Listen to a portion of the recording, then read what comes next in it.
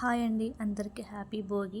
భోగి సందర్భంగా ఈరోజు మనం పల్లెటూరులో చేసుకోబోయేటటువంటి జావంది ఎలా చేసుకుందామో చూద్దాం. ముందుగా గిన్నె తీసుకున్న గిన్నెలో 1 కప్పు పెసరపప్పు, 1 కప్పు బియ్యం వేసుకుని 4 సార్లు శుభ్రంగా కడుక్కొని ఆ బియ్యం మునిగేంత వరకు నీళ్లు పోసుకుని స్టవ్ ఆన్ చేసి స్టవ్ మీద పెట్టి ఆ బియ్యాన్ని మెత్తగా జావలా ఉడికించుకోవాలండి.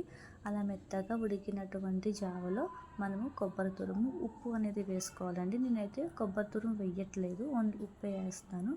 మీరు కొబ్బరి తురుము వేసుకుని పచ్చి కొబ్బరి తురుము అనేది చాలా టేస్ట్గా ఉంటుంది. ఉప్పు వేసిన తర్వాత కలిపి మనము అస్తమానం కలుపుతూనే ఉండాలండి. అడుగు పడితే స్మెల్ అనేది వస్తుంది, పైగా టేస్ట్ అది మారిపోతుంది. అందుకు మనము జావని దగ్గర అయ్యేంత వరకు కలుపుతూనే ఉండాలి. అలా ఒక 5 నిమిషాల పాటు ఉడకనిచ్చిన తర్వాత మనం స్టవ్ ఆఫ్ చేసుకుని మూత పెట్టుకుని ఒక 2 నిమిషాల తర్వాత చూస్తే జావ రెడీ అవుతుంది. అలా రెడీ అయినటువంటి జావలో మనము నెయ్యి కానీ గానుగ నూనె కానీ వేసుకుంటే చాలా బాగుంటుంది.